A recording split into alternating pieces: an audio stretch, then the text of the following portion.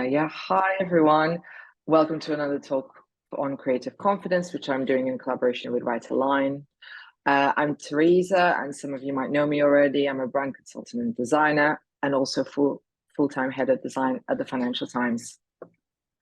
My guest today is Natalie Burns, strategy partner for United Us. Welcome, Natalie.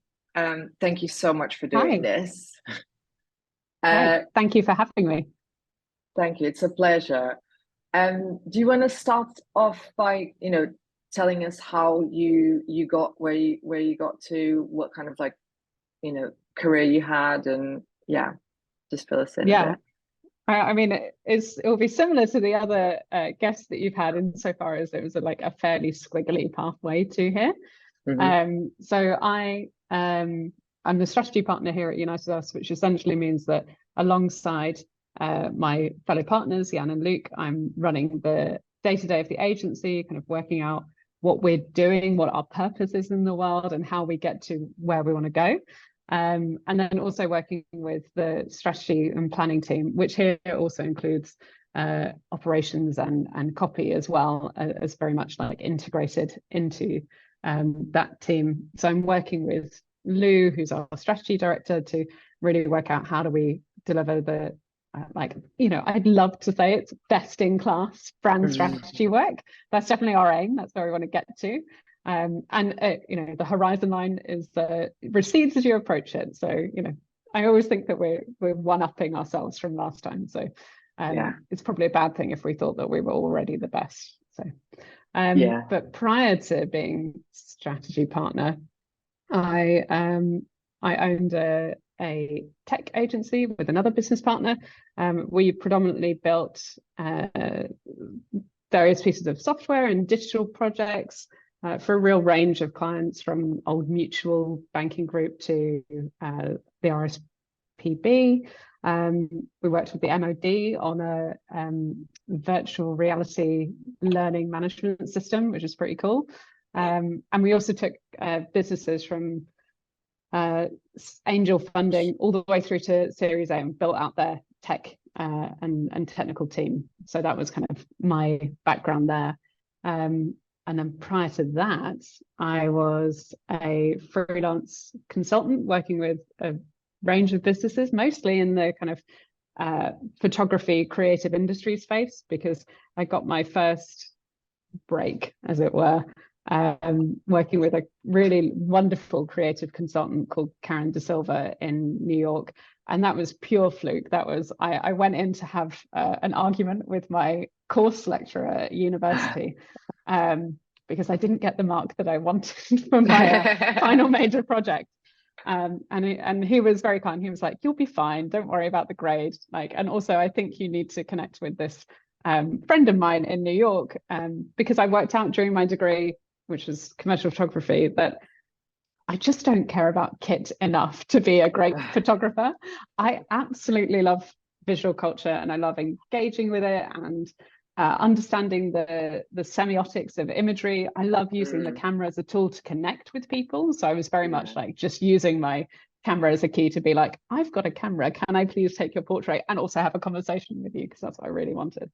My course leader just recognized that I have other skills in the creative industries, and I'm very good at working with creative people, but photography was not going to be my bag. And Karen took me on as her intern, and she has a really interesting role where she works with big advertising photographers on helping them land their dream clients. So one of the guys that we worked with quite a lot was a photographer called Bill Phelps, who just if you haven't come across his work, I highly recommend Googling him. He produces these just really beautiful, almost painterly images. He does the Vanity Fair portraits of the Oscar winners. Wow. And he also has a real personal interest in motorcycles, like vintage motorcycles. So one of the jobs that we did that I got to work on with Karen was helping Bill curate a portfolio to send to Harley Davidson to hopefully land his next campaign with them. Oh, cool. So it was really about understanding trends, understanding portfolios, and understanding the kind of commercial decisions behind, what advertising photographers get picked for which jobs. So it's a really good kind of like introduction to the other roles that exist within the creative industries beyond just being the photographer. So looking at trends, looking at curation, looking at production, looking at all of those other aspects. So that's like my weird route into all of this. And there's the stint between working with Karen and freelancing in the photography industry and kind of providing digital consultancy for them, where I worked in another tech company who are the digital asset management software company that powers like Magnum Photos and Reuters and Art and Commerce. So that was pretty amazing, going in kind of in my early 20s, like real off the deep end. The business operated in French and I could barely speak GCSE French. And I was working with like, the people that I'd studied in school, like Craig McDean. Wow. I was on calls with him being like, oh my gosh, where am I? So that was pretty intimidating, but kind of led me into understanding all of these other ways that I can express my creativity and get to work in the creative industry. So it's a really valuable journey to go on. Absolutely. Yeah. I was going to ask, how do you find strategy and creativity? Like, are they linked? I mean, I really believe they are, but how do you find that bridge and kind of where it manifests? Yeah, it's a really difficult, like quite tense subject, I guess, because like as a strategist, and I see this a lot with other strategists, it's really easy to think of yourself as like, oh, all I do is like do the thinking bit, and then someone else is the creative. And I fundamentally don't believe that that's the case. But I think people get really hung up on being the person that manifests something, and like actually having your hands on the thing that you make and then being able to put that out in the world. And as strategists, you don't always get to be the person that has their hand on the tools that make the thing that goes out into the world. You're the person that works with that team to guide and shape the direction of that thing that manifests into the world. So it definitely took me a while to go, yes, I consider myself creative, even though I'm not doing that manifestation piece myself with my own hands. But I think there are moments in my life where I've gone, no, that's real creativity. That's like proper lateral thinking. That's this ability to connect the dots between lots of disparate things and really to see a path forward. That's creativity. It's just expressed in a different way. And I think there's quite often people lump strategy in with, okay, well, strategy is also a very logical discipline, which it is to some extent. But great strategists are the ones that can marry that logic and that workflow, that processing with creative disciplines of lateral thinking and connecting things and all of that. So I think it's a fun place to be in, but I know that there's a lot of strategists out in the digital world who are all talking about how easy it is to get lost in your own thinking about strategy and your place in creativity. And I think it's just about finding like that happy marriage of the two. Yeah, I think that when answering a creative brief, if you don't have that strategic mindset, then you're just kind of fumbling about and not really not giving whatever the client wants or needs, or whatever the audience wants or needs as well. Like, so it's, for me, it's intrinsically linked, and I can't really set a boundary there where the questioning, the thinking forward, because you're, as you said, you're almost like a seer of the creative process, because you're kind of like guiding it. You're so without that, it's sort of just ideation for the sake of it, almost, isn't it? Yeah, I think what you're touching on is almost like that line between where creativity exists in a commercial sense and where creativity exists for art. Like if you are not engaging with a brief and the interpretation of that brief and the interpretation of your audience and what the goals are for the thing that you're being tasked with creating, then are you just creating something that's for your own personal vanity, or for you know, art is obviously something that can be a much more deep practice, but it's not fulfilling the needs of what commercial design branding requires you to do, which is to meet a certain set of objectives. Absolutely. So yeah, you definitely need that. Yeah. How did you first realize that you were creative? Is there like a moment in childhood or? I was probably like a lot of people, where I was like, I grew up being like, I want to be an artist.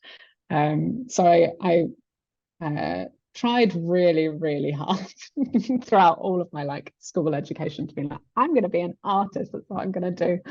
And I think I quickly saw other people around me who really had the technical skills to do it. And I was just perpetually frustrated that I couldn't manifest the things that were in my head. And yeah, I think there was a moment in sixth form that I remember. We did this like really lovely trip to Cornwall to learn about the Newland School of Art. And I came back and was working through my sketchbook of, you know, who all of the kind of big players in the Cornish art movement were. And I was like, Barbara Hepworth used to hang out with Henry Moore, and they influenced each other. And I was just drawing this like mind map, being like, this is incredible. Like, this is a network of people, of creatives who all influenced each other. And I remember thinking, wow, this is really exciting. This piece of understanding the art world, understanding creativity, and I felt like I was in the art world and in creativity in a different form to when I, you know, try and draw something or try and manifest something and just go, this is rubbish. I hate this. Yeah. It's not what I've got in my head. So yeah, there are definitely like moments like that in school where I thought, oh yeah, this is I'm creative. I think I just used to get really annoyed that like I didn't get very good predicted grades compared to other subjects in art and photography, and I was like, I'm going to try really hard. I am going to get this. I am going to be a creative. And then actually in university, so I studied commercial photography, as I said, and I went to my tutor about one of the projects that I was doing, and I said, look, you know, like all of these conversations about camera lenses, I don't care enough about them at all. I love the history, I love the context, I love everything else. Is it possible if I can hire a photographer and I art direct that shoot? Yeah. And no, everyone else on my course was like, I'm going to be a photographer, I'm going to be, and they like, I'm very fortunate. A lot of the people on my course have done really well. They are great photographers now.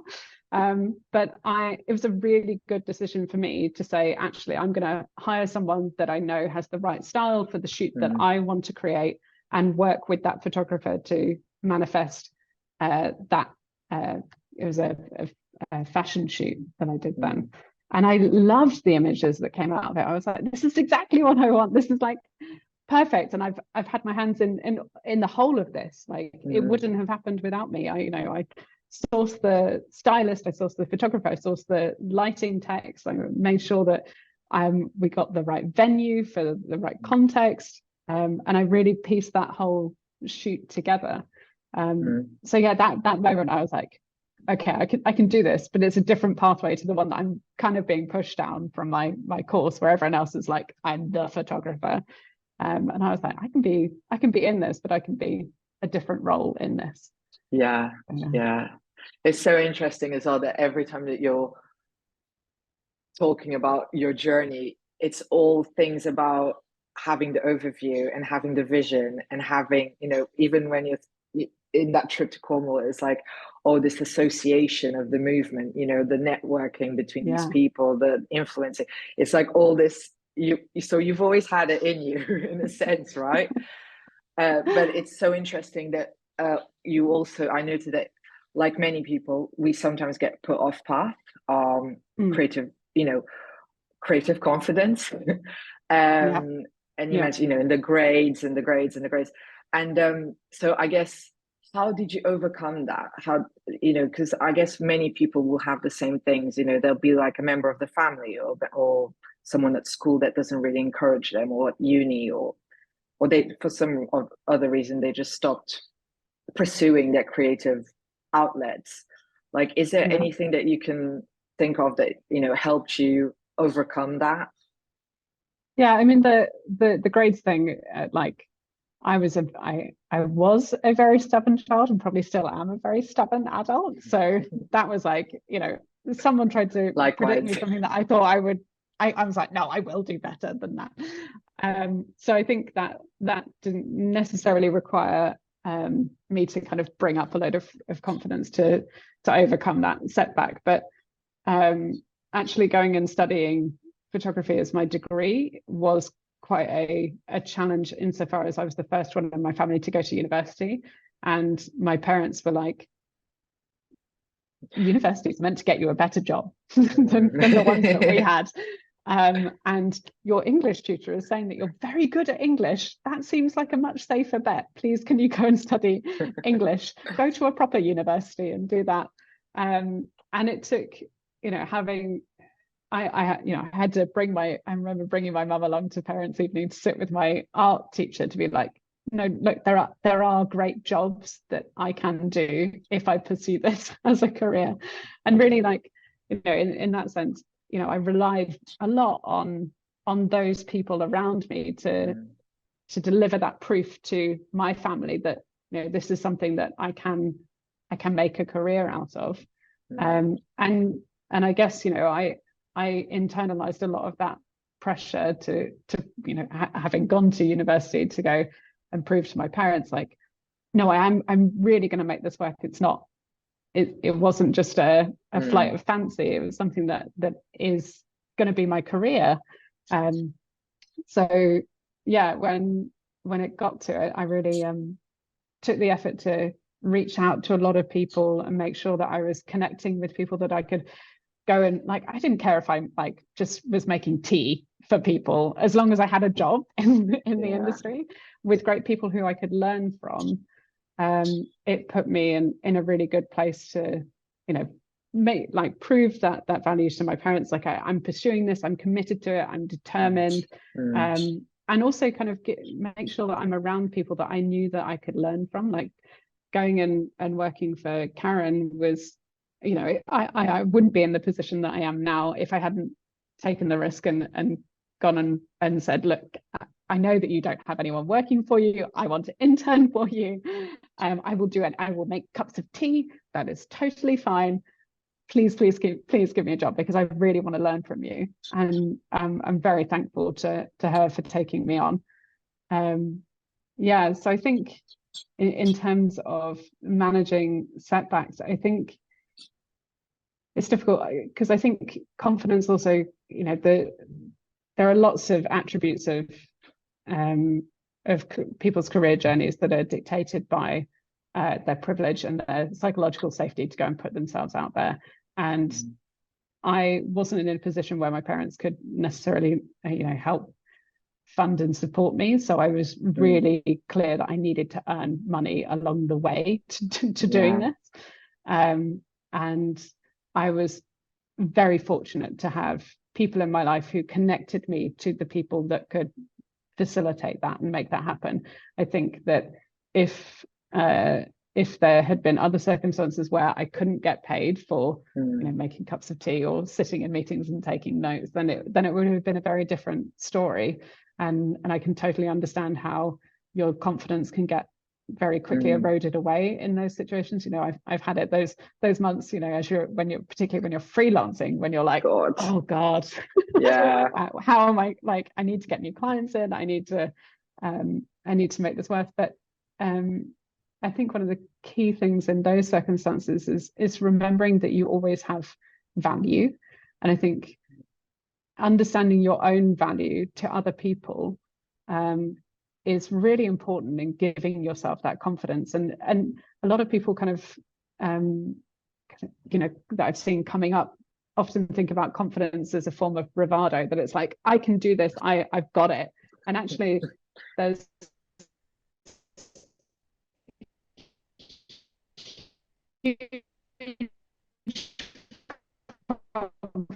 confidence to be having it. But I know that I will listen. I know that I will pay attention. I know that I will try and help you as best I can and bring all of myself to the table to do that. And that's real confidence. And as soon as you come at it from that place of humility, then the expectations, that pressure is lowered, and you can start going, okay, well, let me exceed your expectations. Let me do more. Let me learn more. Let me grow with you. And I think that's always a really nice place to come at from working with people. And it's actually something that you have to do as a strategist anyway. Like, we don't, we don't work in any particular sector. We work across lots of different businesses, whether that's like Lego or Aon or London Irish Rugby Club. And I go into every relationship going, I don't know anything about your industry. I need to know. I need to know more so that I can use the skills that I have to try and help you get to where you need to go. So it's like a good all-round lesson is just be like, don't go into thinking about like confidence as bravado. Go in and think about it from that like humility. It's okay not to know everything. It's okay to be finding your way and be honest about that. Because then you can always do better. You can always exceed people's expectations. Absolutely. Yeah.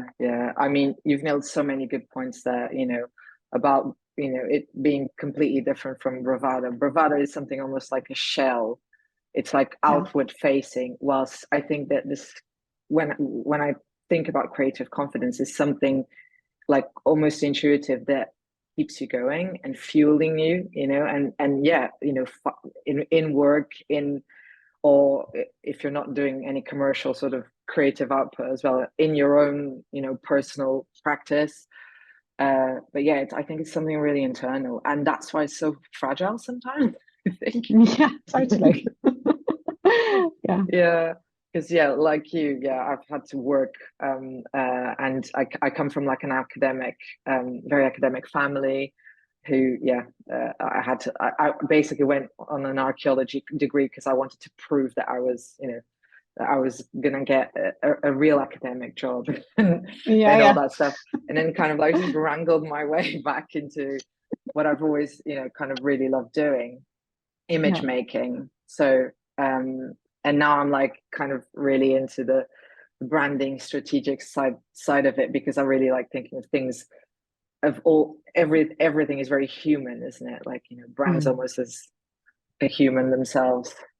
I mean, I love working in branding. I used to get really frustrated working just in the tech delivery, because you'd get a challenge that would come in and you'd go, I don't think that this is actually going to solve the problem that you have. This is like, it's a fun and interesting sticking plaster, but there are other things that are going on and other machinations across your business that I think probably are going to be not aligned to where you want to go. Whereas brand allows you to get at that center and be like, okay, well, if this is your business strategy, how do we use all of the creative tools at our disposal to help you get there? Whether that's your visual identity, verbal identity, or even like your service design. Like, how are you inducting people into the business? What's your customer experience like? It opens up all of those questions and starts to kind of, I like to think of it as like this gear shifting of this, like every kind of different channel starts to come into alignment and people start really moving together. And that's just like, when you see that happening, it's so satisfying and so exciting to see where people could go. It really, really is. And and for that to get people on board as well, you do need to go in with the questions, let's all get together, everyone has their input, because, when you're working with brands, you're not, as a consultant or as like a strategist or a designer, I mean, that's like later on, but you're not the brand, they're the brand. The people that are working with you are the and whatever the audience thinks of the brand is the brand as well. So you kind of need to go in as like, fill me in, tell me where we're going. Tell me everything. Tell me everything. I'm just like, literally send me all of the documents and I will spend a lot of time becoming an expert in whatever it is that you do, because I need to know. I need to have that oversight. It's almost like it's a human science, isn't it? Almost. I know that obviously it has like all these different outlets, in terms of the output and the touch points and stuff, but at its core, it's a human science, because you it's almost quite philosophical. You're trying to get everyone on board with a vision. Like, what is the vision? What is the value? What moves you? What's the motor behind this? I think what's really nice is that when you're doing that deep dive work, you start to build these really close relationships with your clients and everyone in their team. And then when it comes to doing like, okay, well, now we're going to present the brand strategy, you've got that psychological safety again, that like environment around you where everyone's gotten to know you. They know that you've invested a huge amount of time getting to know them. And everyone wants the brand strategy to succeed. So it starts to make that presentation feel more like, you know, you're gathering the friends around, being like, okay, this is where we are going together. Like I'm invested in this as much as you are. And it makes that environment a lot easier. I know that like presentations are often things that people throughout their kind of creative careers go, oh, it's like my first big client presentation. But if you've done the work to build the relationships to start off with, and you're keeping in touch with people throughout, it really starts to bring down all of that fear of how are they going to receive me in the room, because they know you and they're excited and they want to get to where you want to go as much as you do. So yeah, I think it's really important to kind of relieving the pressure on yourself later on, rather than kind of going, I'm the strategist, I will do my research and then I will present my ideas with no engagement with you. You have to get to know them. Absolutely. Absolutely.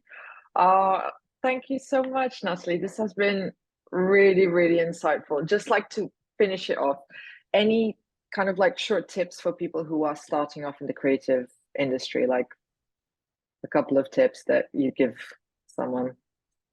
Gosh, well, every new strategist that joins United Us, we always give them a copy of Good Strategy, Bad Strategy, which is a brilliant book. So always worth a read. It is very, I will say the tone is very, very masculine, but the points in it are very, very solid. So that's always worth a read. But I think for anyone wanting to work in the creative industries, I think just be a sponge, like listen to people and get inspired about, once you see someone that you're like, wow, what are they doing? How do they do that? How do I do that? Can I do something like that? If you find that person, reach out to them, drop them an email, because more times than not, people are willing to give you some of their time, even if it's just an email back. If you've got a question for them and you get an email back, that's something that will help start to expand your understanding of what you could do, where your place could be, and start to build out those connections. So I'd always say, if you see someone doing something that you think is really, really cool and something that you want to do, then reach out for sure. Yeah, because people always like to help. That's always the thing, isn't it? When you reach out to people, you'd be surprised that people do like helping and do help, and this industry sometimes can be a very supportive place. So you just need to kind of get out of your comfort zone sometimes and reach out. And sometimes might not work, but when it does, it's really rewarding, isn't it? Sorry. Definitely. I mean, I got in touch with you because I was like, you're the head of design at the FT. That is super cool. So I wanted to, reach out to you, and that's how we got chatting. So exactly. Yeah. No, it's so lovely. Thank you so much, Natalie. It's been a real pleasure. And I mean, so many. Thanks for having me. Thank you. Yeah, so many useful information and helpful tips for people. So thank you so much.